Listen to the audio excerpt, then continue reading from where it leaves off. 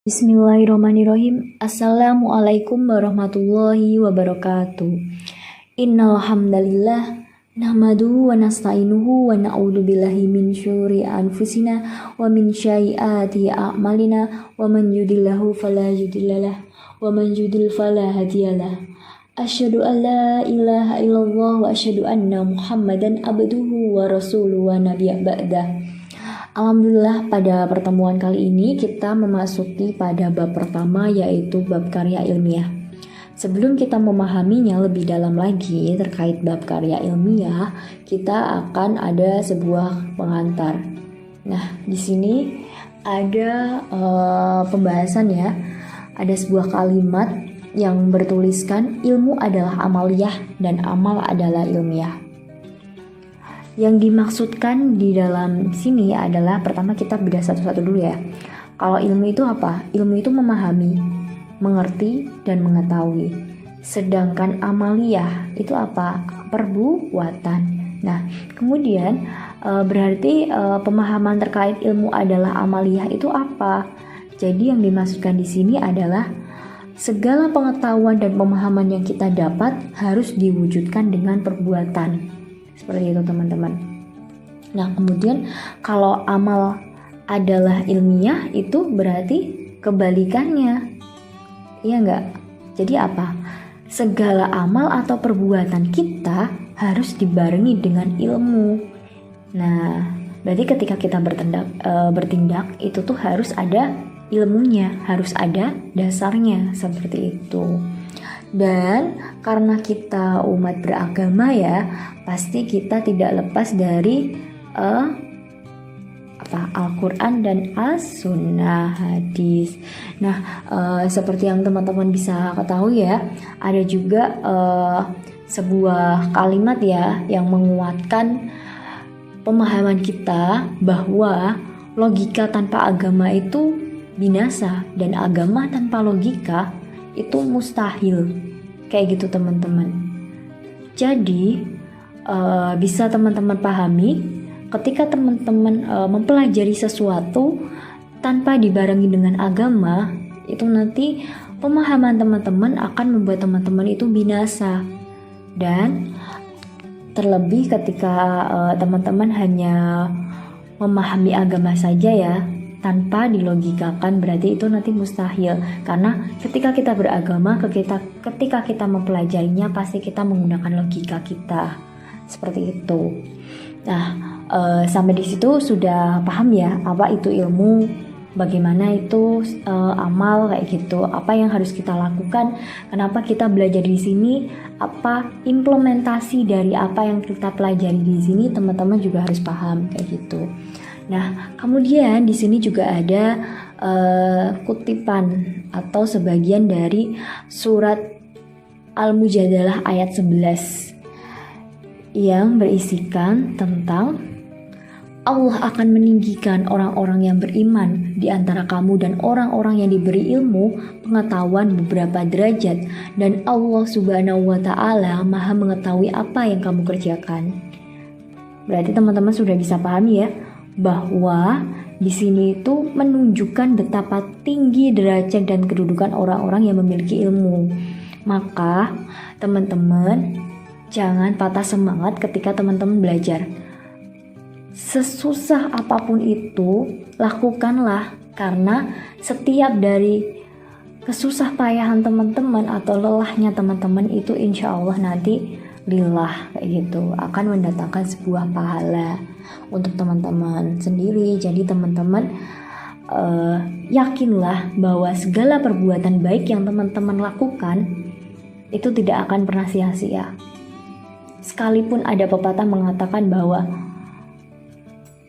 apa yang kamu lakukan tidak akan mengkhianatimu, tapi terkadang usaha kita itu pasti akan mengkhianati kita, ya enggak? Yang lebih tepat itu seperti ini. Apa yang kamu usahakan kemungkinan besar akan mengkhianatimu, kemungkinan besar. Tapi yakinlah bahwa apa yang kamu usahakan Allah akan kasih hasil yang terbaik. Seperti itu. Oke, kita next ya. Kita next ke sebentar.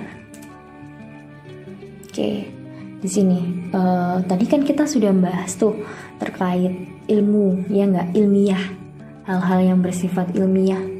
Kemudian di sini kita juga harus tahu dong, apa sih yang dimaksud dengan karya ilmiah kayak gitu. Kalau di dalam buku aplikasi komputer, di situ ada pengertiannya ya teman-teman.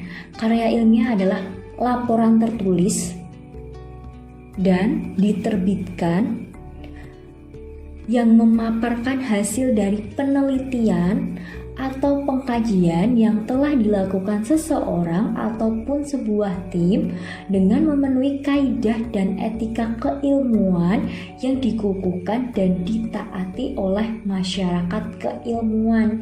Jadi di sini sudah jelas ya bahwa laporan karya ilmiah itu pastinya sebuah laporan tertulis. Kayak gitu yang dapat digarisbawahi. Pasti karya ilmiah itu adalah laporan tertulis, nggak mungkin kalau bukan laporan tertulis kayak gitu. Kemudian isi dari laporan tertulis itu apa sih? Memaparkan hasil dari penelitian ataupun pengkajian yang dilakukan oleh satu orang atau tim kayak gitu. Jadi bisa dilakukan oleh satu orang saja dan juga bisa dilakukan oleh kelompok atau tim.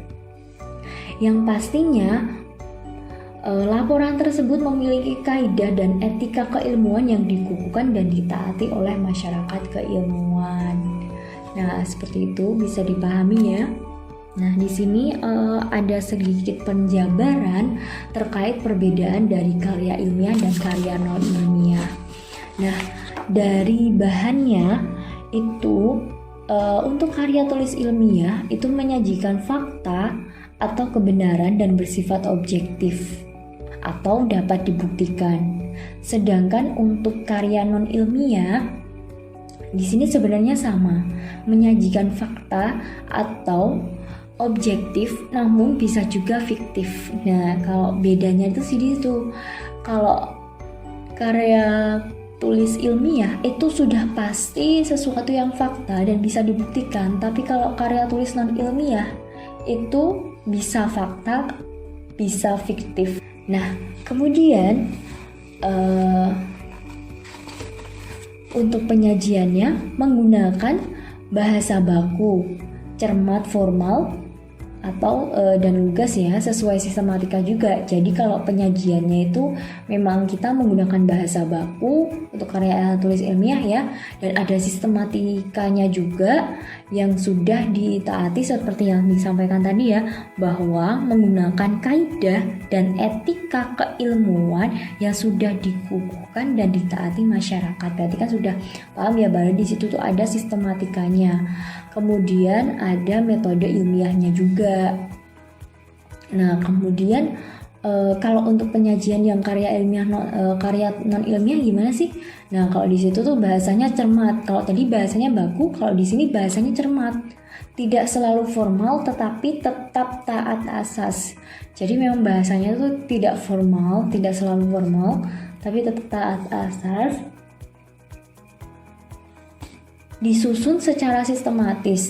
Untuk penyusunannya juga sistematis, tetapi tidak memuat hipotesis. Jadi metode ilmiahnya tidak ada. Kalau karya tulis non ilmiah itu metode ilmiahnya tidak ada. Kemudian sikap penulis. Kalau sikap penulis jelas ya, karena tadi bahannya di karya tulis ilmiah itu kan tadi bahannya kan menyajikan sesuatu yang fakta dan dapat dibuktikan, maka sikap penulis adalah jujur, tidak melebih-lebihkan atau mengurangi sesuatu, objektif, tidak mengejar keuntungan. Nah, di sini berbeda dengan karya tulis non ilmiah, di mana karya tulis non ilmiah itu tidak memancing pertanyaan-pertanyaan yang meragukan perasaan pembaca. Jadi di situ seorang penulis terkadang itu melakukan sebuah pemaparan di mana di situ akan membuat sensasi ya, maksudnya dalam pembacaannya kayak gitu. Oke, lanjut. Untuk penyimpulannya, kalau karya tulis ilmiah itu disimpulkan berdasarkan fakta atau realistis kayak gitu. Kalau untuk yang karya tulis non ilmiah itu memberi fakta, berbicara sendiri, sekalipun didahului dengan bimbingan dan mendorong pembaca untuk berpikir aplikasi kayak gitu. Jadi udah jelas ya di sini ya. Jadi kalau penyimpulannya yang di karya tulis ilmiah itu memang berdasarkan fakta, jadi memang sudah realitanya seperti itu. Kalau untuk penyimpulan karya tulis non ilmiah itu berarti memberikan fakta, berbicara sendiri, jadi mereka pembaca menentukan seperti apa sih kesimpulannya, jadi bukan dari kesimpulan dari yang membuat kayak gitu. Jadi pembaca juga bisa menyimpulkan sendiri. Oke. Lanjut ya. Kerangka karya ilmiah. Nah, di sini untuk kerangka karya ilmiah sendiri memiliki unsur lengkap kayak gitu. Jadi memang kerangkanya tuh seperti yang dijelaskan tadi ya di situ, bahwa ada sistematikanya. Jadi memang memiliki unsur yang lengkap. Kemudian untuk makalah tidak selengkap karya ilmiah di atas. Nah, tapi untuk makalah itu tidak seperti contoh yang sudah disertakan di situ.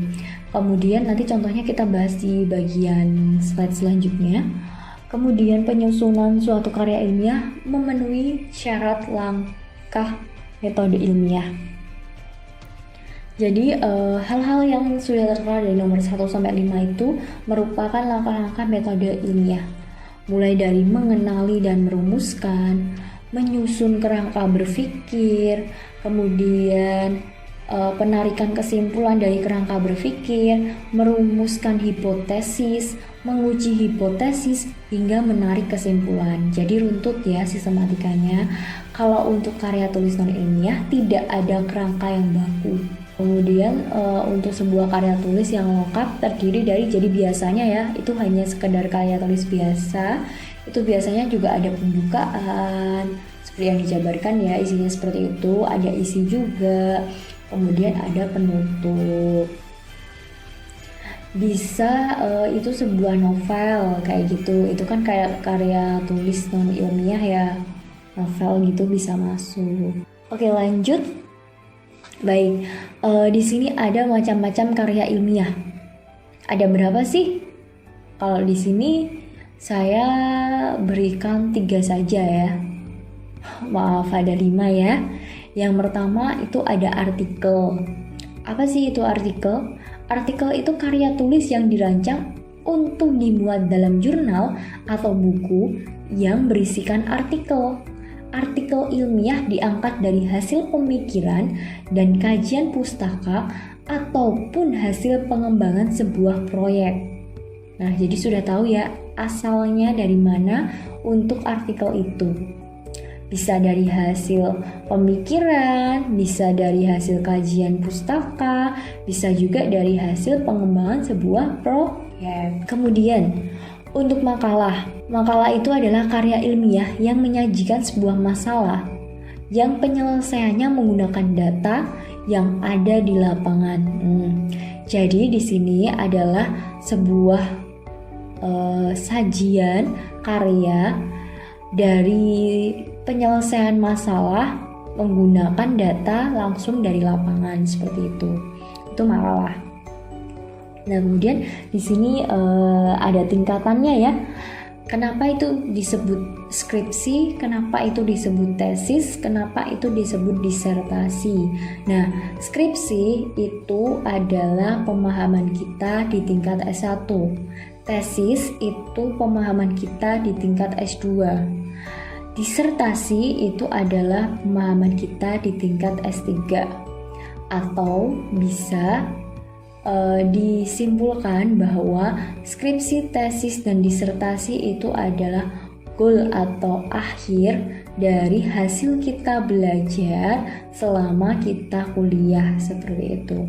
Nah, untuk skripsi sendiri itu adalah pendapat penulis berdasarkan kondisi lapangan dengan mengacu berdasarkan teori yang telah ada sebelumnya.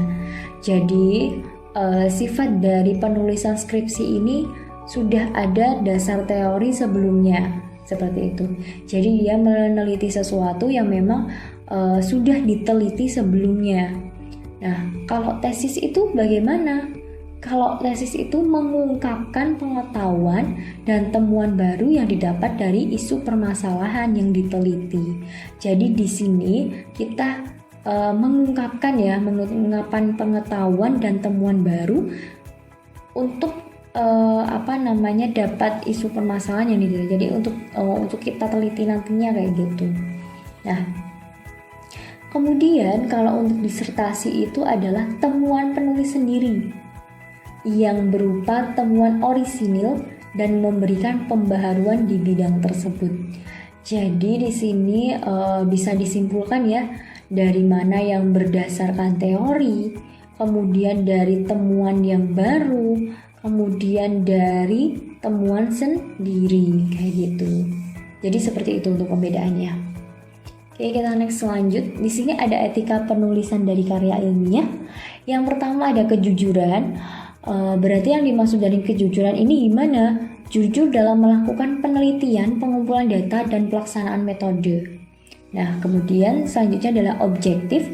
Objektif adalah dalam menulis karya ilmiah jangan sampai terpengaruh oleh pendapat atau pandangan pribadi.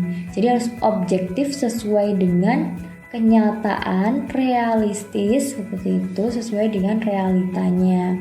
Kemudian integritas, menghormati dan menjunjung tinggi kaidah, hakikat, dan kebenaran ilmu dengan tujuan agar penulis tidak mengorbankan demi kepentingan apapun kayak gitu.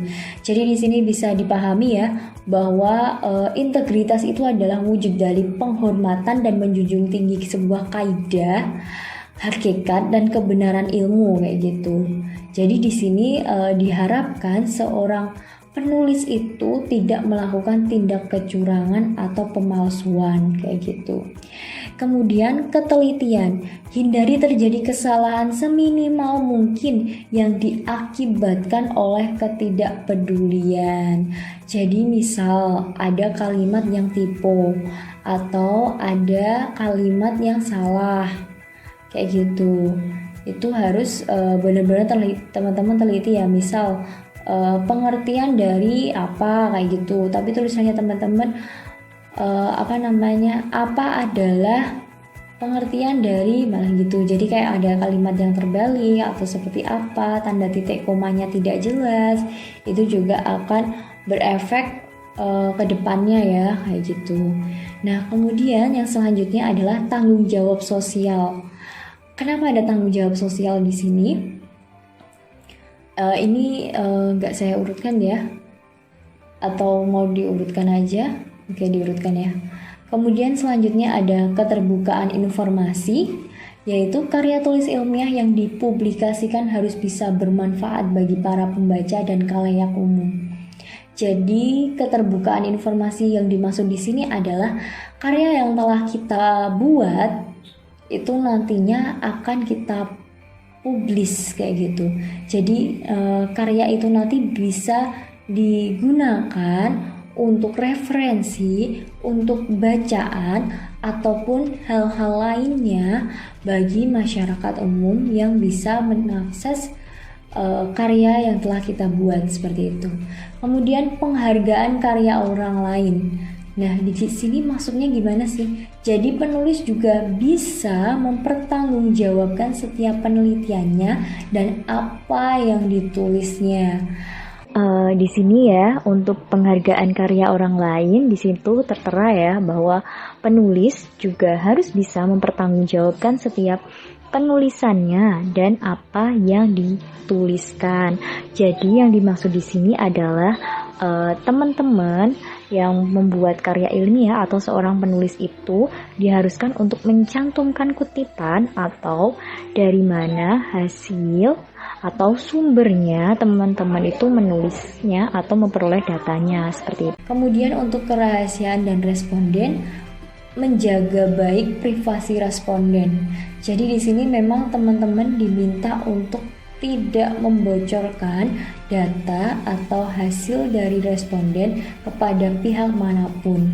Jadi hanya responden dan peneliti yang tahu siapa yang mengisi atau membantu memberikan sebuah jawaban dari penelitian, baik itu dari kuesioner maupun wawancara. Begitu. Kemudian untuk yang ke-8, publikasi di jurnal terakreditasi. Di sini jelas ya, jadi tempat dari teman-teman mempublish atau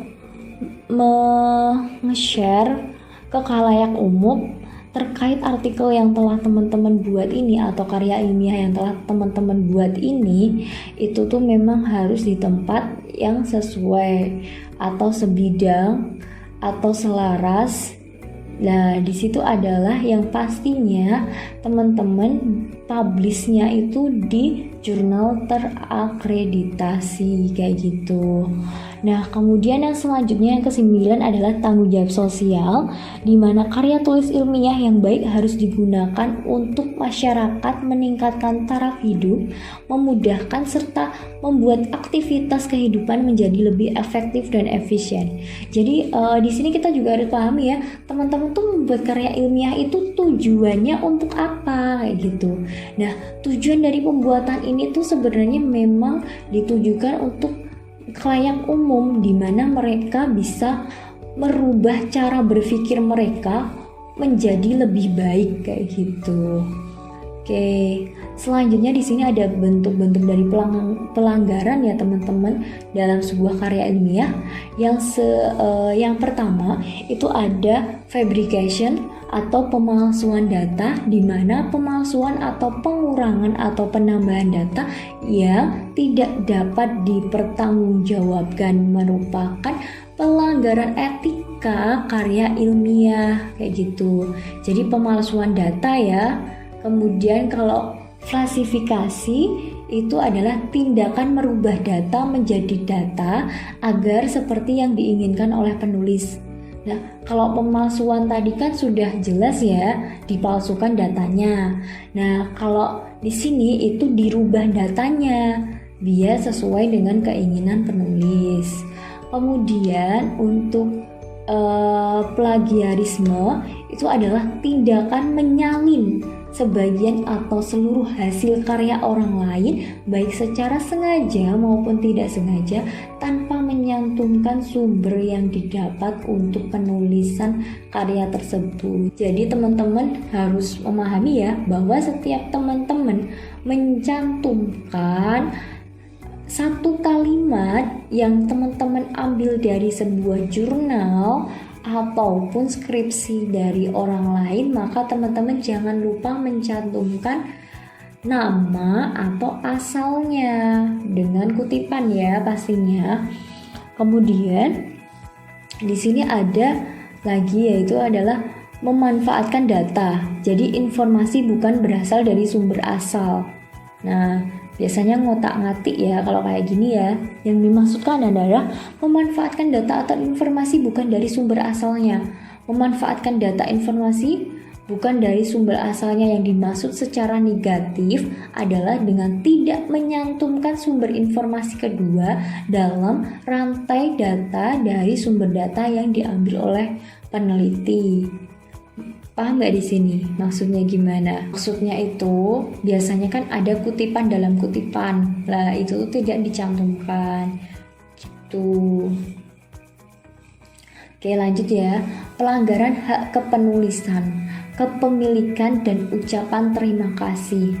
Jadi di sini adalah pelanggaran hak kepenulisan sering terjadi ketika seorang penulis hanya fokus untuk menyusun karya ilmiahnya tanpa memperhatikan untuk menyantumkan sumber atau data yang ia peroleh untuk dapat menyusun karya tersebut. Seperti tadi ya, seperti tadi yang di plagiarisme, bahwa di situ tidak ada kutipan atau sebuah pernyataan khusus dari mana sih diambilnya, diperolehnya data tersebut kayak gitu. Jadi di situ juga harus tercantum. Nah, di sini dijelaskan ya bahwa Undang-Undang Nomor 20 Tahun 2003 mengatur sanksi bagi orang yang melakukan plagiat, khususnya yang terjadi di lingkungan akademik. Sanksi tersebut adalah sebagai berikut, yaitu ada pada pasal 70, lulusan yang karya ilmiah yang digunakan untuk mendapatkan gelar akademik, profesi, atau vokasi sebagaimana dimaksud dalam pasal 25 ayat 2 terbukti merupakan jiplakan dipidana dengan pidana penjara paling lama 2 tahun dan atau pidana denda paling banyak 200 juta rupiah. Seperti itu teman-teman. Oke teman-teman, kita lanjut ya. Selanjutnya di sini kita sudah selesai pada materi tadi. Jadi di sini ada perangkuman aja, pengenalan etika, kemudian macam-macam. Mulai pelanggaran etika sudah dijabarkan sama pembahasan kita tadi. Nah, mungkin cukup sekian dari sedikit gambaran terkait materi bab karya ilmiah seperti itu. Mungkin nanti bisa jadi bahan referensi teman-teman untuk lebih memahami lagi terkait apa sih itu karya ilmiah. Terus bagaimana sih cara kita membuatnya kayak gitu. Nanti bisa teman-teman pelajari kembali. Terima kasih. Wassalamualaikum warahmatullahi wabarakatuh.